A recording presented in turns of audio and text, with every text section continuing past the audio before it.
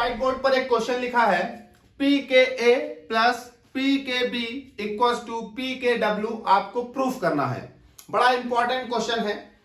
आपको लग रहा होगा कि इस तरह का क्वेश्चन मैं करा चुका हूं, तो हाँ, इस तरह का एक क्वेश्चन मैं करा चुका हूं, लेकिन वो दूसरे मेथड से हुआ था और ये दूसरे मेथड से होगा।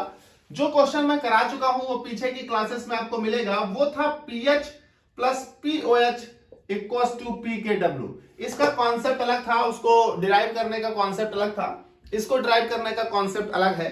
तो हम लोग बात करते हैं आज पी के ए प्लस पी के B equal to p K W कैसे आप डिराइव करोगे। देखिए, हम एक बेस ले लेते हैं जिसकी हम हाइड्रोलिसिस करा देते हैं।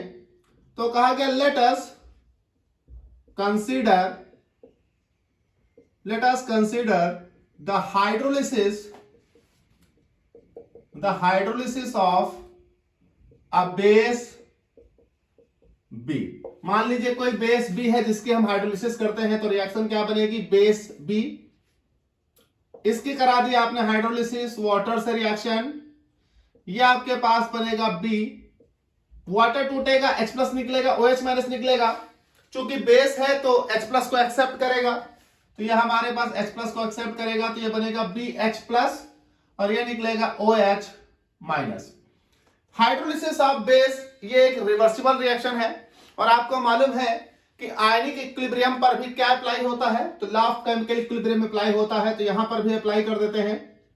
According to law of chemical equilibrium, क्या होता है law of chemical equilibrium, dissociation constant K equals to product की कंसंट्रेशन, तो प्रोडक्ट है BH plus into OH minus upon reactant की कंसंट्रेशन, तो रिएक्टेंट है B और वाटर। आपको मालूम है हाइड्रोलिसिस के केस में water always taken in excess, that is why the change in concentration of water is always remains constant. So इस कांस्टेंट को इस कांस्टेंट से मर्ज कर देंगे। देखिए वाटर लिखेंगे, इधर लाएंगे, मर्ज कर देंगे तो एक नया कांस्टेंट बन जाएगा, तो वो कांस्टेंट बना रहा हूं Kb। Now Kb equals to this. इसे मैं बना लेता हूं इक्वेशन 1। इक्वेशन 1 में थोड़ा सा मैं रीअरेंज करूंगा। इक्वेशन 1 के इस टर्म के साथ मैं कंसंट्रेशन ऑफ H प्लस का मल्टीप्लाई और डिवाइड करूंगा। देखिए कोई फर्क नहीं पड़ेगा, जैसे लिखा हो x अपॉन y, तो अगर हम इसे लिख दें 2x upon 2y, so what difference, 2 काट देंगे, x अपॉन y ही बचेगा। तो किसी भी टर्म में अगर ऊपर और नीचे सेम वैल्यू से गुणा और भाग किया जाए तो उससे कोई फर्क नहीं पड़ेगा, बस हम उसे रीअरेंज करना चाह रहे हैं। तो कहा गया in equation 1 the right hand side RHS is multiplied and divide by H plus concentration। तो हम क्या लिखेंगे, Kb equals to BH plus OH minus, और ये आपने मल्टीप्लाई कर दिया H प्लस से, अपॉन ये हो गया B, ये आपने मल्टीप्लाई कर दिया H प्लस से ऊपर और नीचे। थोड़ा इसे रीअरेंज कर लेते हैं, तो रीअरेंज करके मैं इसे ऐसे लिख रहा हूं Kb इक्वल्स टू, देखिए ये और ये इस तरह से लिखे, मैं थोड़ा रीअरेंज करता हूं, मैं इसे इधर भेजता हूं, तो Kb इंटू ये हो जाएगा B H plus equals to ये हो जाएगा B H plus OH minus H plus.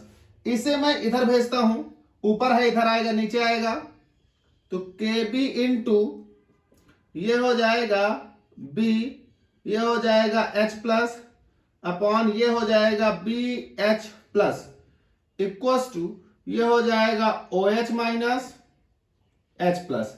इसे बना देता हूं इक्वेशन 2।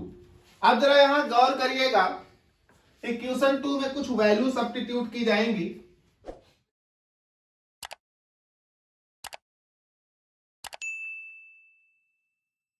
आपको मालूम है कि KW इक्वल्स टू क्या होता है, तो KW इक्वल्स टू आपने पढ़ा था H प्लस OH माइनस।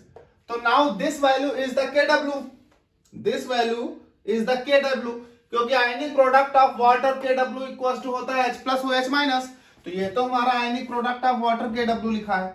अब जरा इसे गौर करिए, इस वाली इक्वेशन को, तो ये क्या लिखा है, तो बहुत ध्यान से देखिए, ये भी आप जान रहे हैं क्या लिखा है।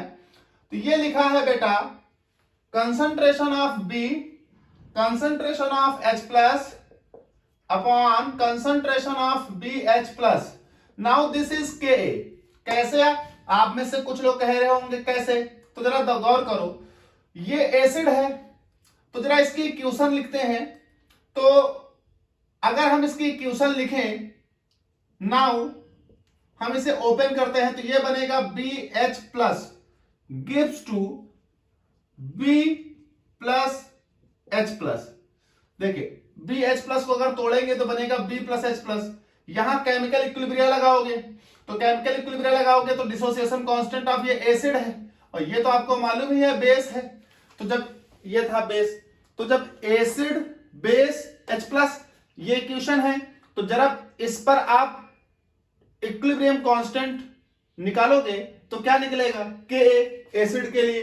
तो Ka इक्वल टू क्या निकलेगा, तो जरा निकाल कर देख लो, तो Ka इक्वल टू निकलेगा concentration of product BH plus upon concentration of reactant this. Now इस तरह से आपका ये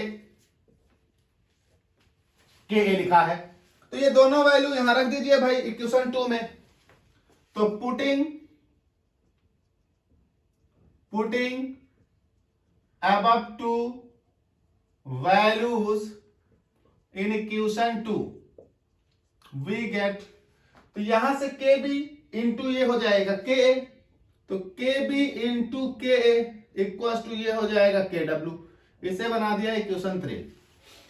हम इस इक्वेशन 3 में दोनों तरफ लॉग लेते हैं, तो taking log on both side, तो taking log on both side, तो ये हो जाएगा log base 10 of Kb into Ka equal to ये हो जाएगा लॉग बेस 10 ऑफ KW।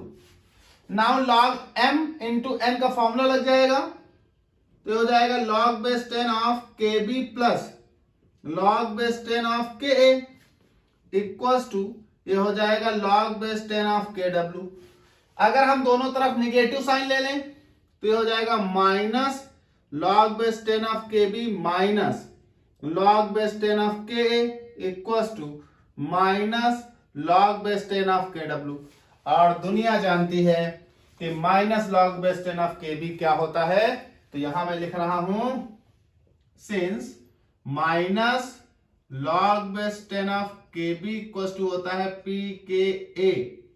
इसी तरह से minus log base 10 of Ka minus log base 10 of Ka equal to होता है pKa।